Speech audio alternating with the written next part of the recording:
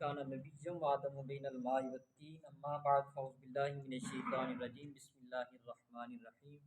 ایک دفعہ آپ یہ درود پیش کیجئے، اللہم صلی علی سیدنا و مولانا محمد وعلی آلہ وعترتہ بعدد کل معلوم لک۔ آج کا ہمارا درس قرآن سورہ نساء کی آیت نمبر 24 سے شروع ہو رہا ہے اور یہ 5ویں پارے کی پہلی آیت ہے۔ اس میں اللہ رب العزت فرماتے ہیں والمحصنات من النساء الا ما ملکت ایمانکم۔ اس سے پہلے جو ہم نے پڑھا، پہلے وراثت کے کچھ مسائل تھے، اس کے بعد نکاح کے حوالے، حق مہر کے حوالے سے تھے، نکاح کے حوالے سے، پھر جو محرمات ہیں جن کے ساتھ نکاح حرام ہے وہ ہم نے کل اس کے حوالے سے کچھ تفصیل پڑھی، اور اسی سے ہی ملتا جلتا سیاق و سباق یہاں بھی اس آیت میں بھی بیان ہو رہا ہے۔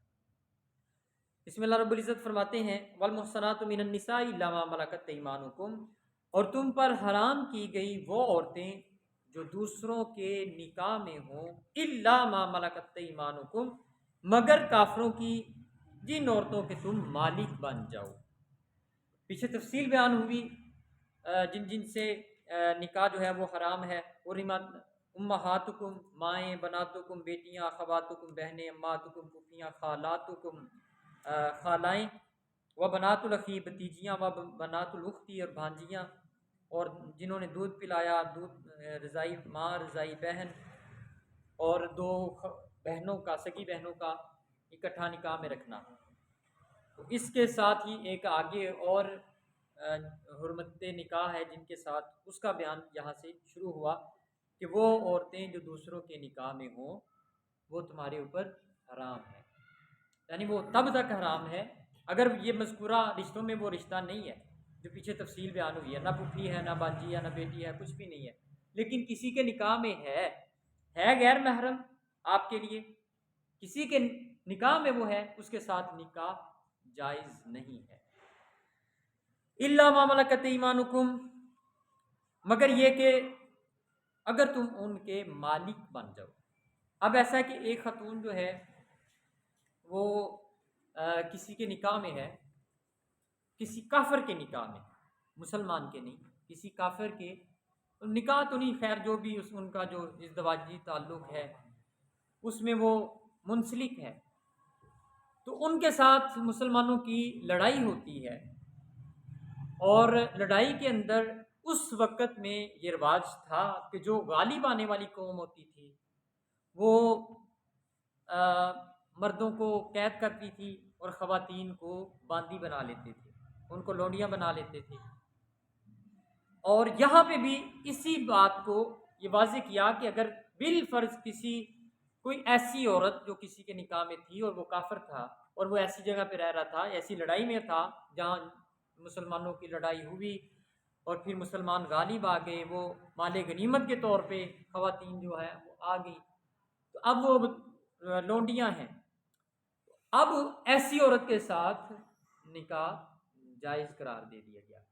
اس سے یہ بھی پتہ چلتا ہے کہ جو بیوی ہے وہ اگرچہ کافر کی ہی ہو، اہل کتاب کی ہو، اہل کتاب سے ویسے تو اہل کتاب عورت سے نکاح کو جائز قرار دیا گیا، لیکن اگر اہل کتاب عورت کسی کے نکاح میں ہے تو اس کو ہم نکاح سے مطلب یہی آپ سمجھیے گا کہ وہ شوہر اور بیوی والا رشتہ ان کے ہاں ہے، تو پھر اس خاتون کے ساتھ بھی نکاح جائز نہیں ہے جو دارالامان میں رہ رہے ہیں۔ جیسے یہ ہمارے پاکستان میں اگر کوئی عیسائی عورت ہے، وہ کسی کی بیوی ہے، تو اس کے ساتھ بھی نکاح جائز نہیں ہے، الا یہ کہ وہ کوئی جنگ والی صورتحال بنے اور پھر اس صورت میں مسلمان غالب آئیں تو وہ پھر اس کی ملکیت میں آئے، تو پھر اس صورت میں ہے۔ کتاب اللہ علیکم، یہ حکم ہے جو اللہ نے تم پر فرض کر دیا ہے، یعنی یہ جو پیچھے محرمات بیان ہوئے، جو رشتے حرام ہیں وہ بیان ہوئے، تو فرمایا کہ یہ اللہ نے قطعی طور پہ یہ فرض کیے ہیں، ان میں گنجائش نہیں ہے کوئی حلال ہونے کی، اس میں ذرا برابر بھی گنجائش باقی نہیں ہے۔ وَأُحِلَّ لَكُم مَّا وَرَاءَ ذَلِكُمْ أَن تَبْتَغُوا بِأَمْوَالِكُمْ مُحْسِنِينَ غَيْرَ مُسَافِحِينَ، اور ان کے علاوہ سب عورتیں تم پر حلال کی گئیں، یعنی جو حرام تھی ان کی تفصیل بیان ہو چکی، اس کے علاوہ جو عورتیں ہیں وہ تم پر حلال کی گئیں۔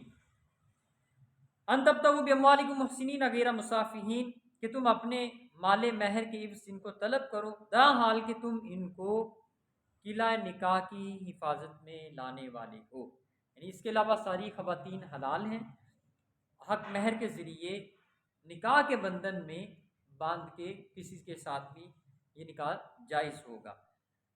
فمستمتعتم به منہن فاتوہن اجورہن فریدا، نہ کہ محض عیاشی کرنے والے ہو، فمستمتعتم صرف محض عیاشی کرنے والے نہ ہو، فمستمتعتم به منہن فاتوہن اجورہن فریدا، پھر جن عورتوں سے نکاح کر کے تم نے مہر کے عوض ان سے ہم بستری کی، تو ان عورتوں کو ان کا حق مہر ادا کرو۔ ولا جناح علیکم فیما تراضیتم به من بعد الفریضہ، یہ اللہ کا نے تم پر فرض کیا ہوا ہے، اور مہر مقرر کرنے کے بعد جس کمی بیشی پر بھی تم باہمی راضی ہو گئے اس میں حرج نہیں، یعنی ایک دفعہ حق مہر مقرر ہو گیا، بعد میں عورت نے کہا کہ میں یہ اتنا کم کرتی ہوں، یا اس نے بطور درخواست یہ کہا کہ اتنا کم کر دیں، تو اس نے مان لیا، تو دونوں کی رضامندی ہوگی تو اس میں کم ہو سکتا ہے۔ ان اللہ کان علیما حکیما، اللہ خوب جاننے والا اور حکمت والا ہے۔ اس آیت کی بنیاد پر جو کل بات ہو رہی تھی متع کے حوالے سے، تو وہ اسی آیت کی بنیاد پر اہل تشیع جو ہے وہ کہتے ہیں کہ وہ متع جو ہے وہ جائز ہے، کہ فمستمتعتم به منہن فاتوہن اجورہن فریدا، کہ جن عورتوں کے ساتھ تم نکاح کرو اور اس کے بعد ہم بستری کرو، پھر ان کا مہر ادا کرو۔ اس سے وہ کہتے ہیں کہ یہ دیکھیں جی اس میں یہ ہے، حالانکہ قرآن کی جو تفسیر کا اصول ہے وہ ہوتا ہے تفسیر قرآن بالقرآن، یعنی قرآن کے ایک حصے کی تفسیر دوسرے حصے میں ہو رہی ہوتی ہے۔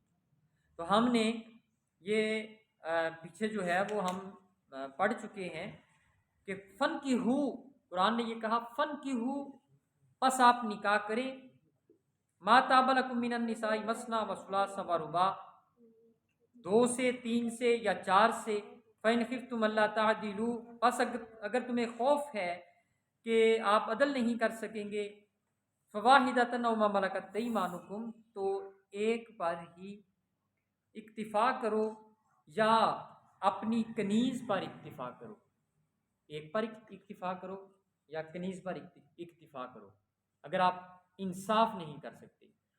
تو اس آیت میں جو صورتحال دی کہ نکاح کریں، 1 کر لیں، 2 کر لیں، 3 کر لیں، 4 کر لیں، اگر آپ کو خدشہ ہے کہ آپ انصاف نہیں کر سکیں گے تو کنیز پر اکتفا کریں، کیونکہ کنیزوں کا اس وقت رواج تھا، اس کنیزوں کے ساتھ نکاح کی ضرورت نہیں ہوتی تھی، بس وہ جس نے خرید لی وہ اس کی ہے، اس کے ساتھ نکاح کا بھی کوئی تصور نہیں ہوتا تھا۔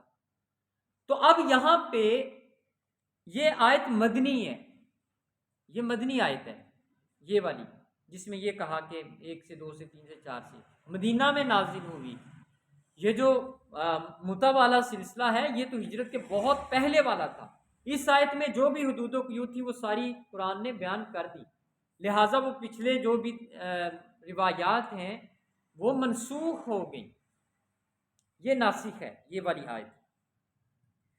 اس کے بعد یہ فرمایا من لم یستطع منکم طولا ان ينكح المحصنات المؤمنات فمما ملكت ایمانکم من فتياتکم المؤمنات، اور تم میں سے جو شخص آزاد مسلمان عورتوں سے نکاح کرنے کی مالی طاقت نہ رکھے تو وہ مسلمانوں کی مملوکہ مسلمان باندیوں سے نکاح کرے، اور واللہ اعلم بایمانکم، اور اللہ تمہاری ایمان کو زیادہ جاننے والا ہے۔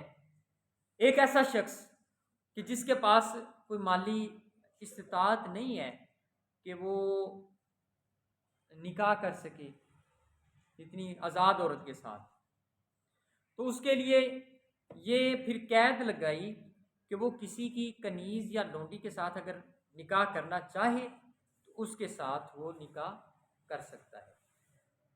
یعنی پھر جو مالک ہے وہ اس کو نکاح کی ضرورت نہیں، لیکن جو غیر مالک ہے، جو مالک نہیں ہے، وہ پھر نکاح کر لے اس کے ساتھ. لیکن اب یہ چونکہ ختم ہو گیا، یہ والا کلچر ہی ختم ہو گیا. اب ایک بات اس میں یہ بھی واضح کرتا جاؤں کہ اس کے اوپر یہ اعتراضات آتے ہیں کہ قرآن میں یا احادیث میں غلاموں والا تصور ہے، لونڈیوں والا تصور ہے، کنیزوں والا تصور ہے، جبکہ اسلام تو اس بات کا دعوے دار ہے کہ سب مسلمان ایک جیسے ہیں، سب انسان ایک جیسے ہیں. تو پھر اتار چڑھاؤ کیوں ہے؟ یہ امتیازی سلوک کیوں ہے؟ کوئی غلام ہے، کوئی آقا ہے اس کے اوپر مسلط.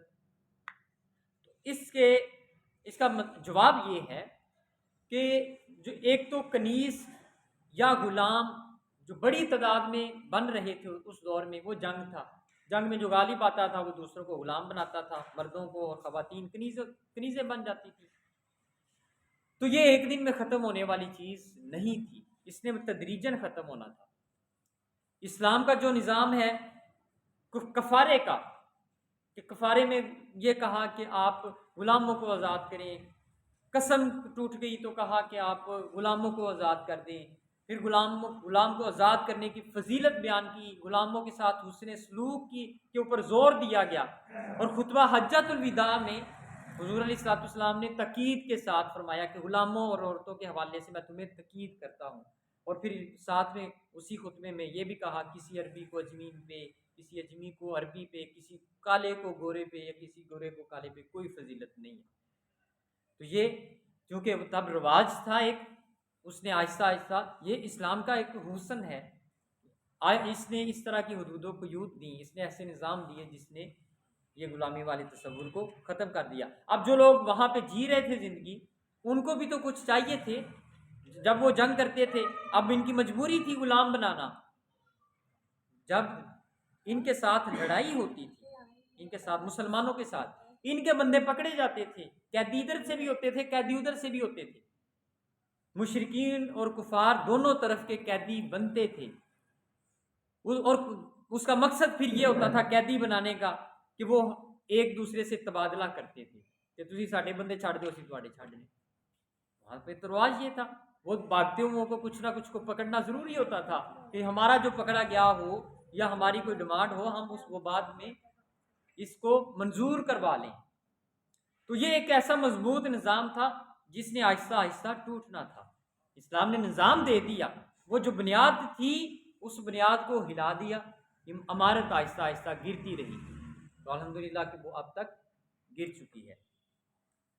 اس کے بعد فرمایا بعضکم من بعض فانکحوا باذن اہلہن واتوہن اجورہن بالمعروف محصنات غیر مصافحات ولا متخذات اخدان. تم باہم ایک دوسرے کی جنس میں سے ہو، یعنی سب انسان ایک دوسرے کی جنس میں سے ہو. فانکحوہن باذن اہلہن واتوہن اجورہن بالمعروف. تم ان باندیوں سے ان کے مالکوں کی اجازت سے نکاح کرو اور دستور کے مطابق ان کا مہر ادا کرو. یعنی جو باندی یا کنیز کسی کی ہے، اس کے مالک سے آپ اجازت لے کے پھر اس کے ساتھ نکاح کریں گے. محصنات غیر مصافحات ولا متخذات اخدان. وہ باندیاں قلع نکاح کی حفاظت میں آنے والی ہوں، برائی کا ارتکاب کرنے والی نہ ہوں. یعنی پھر بھی یہ قید لگا دی، اگر آپ نکاح کر رہے ہیں تو پھر بھی اس کی پاک دامنی کو ملحوظ خاطر رکھنا ہے. اس کی پاک دامنی کو، کیونکہ ہر طرح کی خاتون جو ہے وہ آ جاتی ہے. باقاعدہ منڈیاں بھی تھیں جہاں پہ سمگلنگ ہوتی تھی انسانوں کی، عورتوں کی، مردوں کی، بچوں کی. جو بٹکے ہوئے ہوتے تھے کوئی پکڑ لیتا تھا تو وہ آگے سے آگے بیچنے کا سلسلہ اس کو شروع ہو جاتا تھا. تو اب نہ تربیت ہوتی تھی ٹھیک سے غلاموں کی، نہ باندیوں کی. ظاہر ہے کسی ایک کے زیر اثر رہیں تو ان کی تربیت ہو، تو ان کے اندر تربیت کا بڑا فقدان تھا. پھر یہ بھی ساتھ میں قید لگا دی کہ اگر آپ باندی سے نکاح کر رہے ہیں تو پھر اس کی پاک دامنی کو ملحوظ خاطر رکھنا ہے. ولا متخذات اخدان. اور نہ وہ غیروں سے آشنائی کرنے والی نہ ہو. یعنی ایسا نہ ہو کہ وہ جیسے پنجابی میں کہتے ہیں جننے لایا گلی اندے نال ٹر چلے، اس طرح کی بھی صورتحال نہ ہو.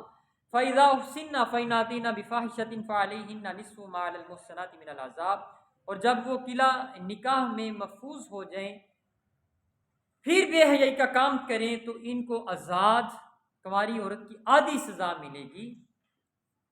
باندیوں سے نکاح کا یہ حکم ہے، یعنی اگر کسی باندی سے نکاح کیا ہوا ہے اور وہ کسی برائی کا ارتکاب کرتی ہے تو پیچھے ہم نے جو حدود پڑھی ہیں، جو سزا ہے، اس کے بدلے میں ان کو آدھی سزا ملے گی۔ الزانیۃ والزانی فاجلدوا کل واحد منہما مئۃ جلدہ، زنا کرنے والا مرد اور عورت ان کو 100 کوڑے لگائے جائیں۔ تو اگر یہ باندی یہ عمل کرتی ہے تو اس کو 50 کوڑے۔ ذالک لمن خشی العنۃ منکم، یہ حکم تم میں سے اس شخص کے لیے ہے جس کو اپنے آپ پر بے چینی ہو، اپنے نفس پر بے چینی ہو، یعنی وہ اپنے آپ کو قابو نہیں رکھ سکتا، تو وہ پھر باندیوں کی طرف رجوع کرے اور ان کے مالک سے اجازت لے کے اس کے ساتھ نکاح کر لے۔ وَأَن تَصْبِرُوا خَيْرٌ لَكُمْ، اور تمہارے لیے صبر کرنا بہتر ہے۔ وَاللَّهُ غَفُورٌ رَحِيمٌ، اور اللہ بہت بخشنے والا اور بے حد رحم فرمانے والا ہے۔ انشاءاللہ العزیز اس سے آگے ہم کل پڑھیں گے۔ کوئی سوال؟